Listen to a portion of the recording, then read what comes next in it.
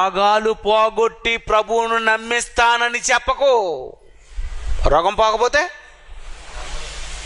నమ్మవా?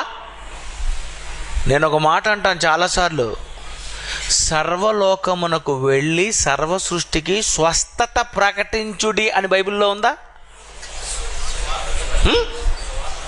మరి ఎందుకు ప్రకటిస్తున్నావు చెప్పు. సర్వలోకమునకు వెళ్ళి సర్వ సృష్టికి సువార్త ప్రకటించండి అన్నాడా, స్వస్థత ప్రకటించండి అన్నాడా? మరి స్వస్థత మహాసభలను ఎందుకు పెడుతున్నావు? అంటే రోగాలను పోగొట్టించేసి నమ్మించేద్దామని. ఇది నమ్మకమా? విశ్వాసం అనున్నది దృశ్యమైనది కాదు, అదృశ్యమైనవి ఉన్నవి అని నమ్మాలి.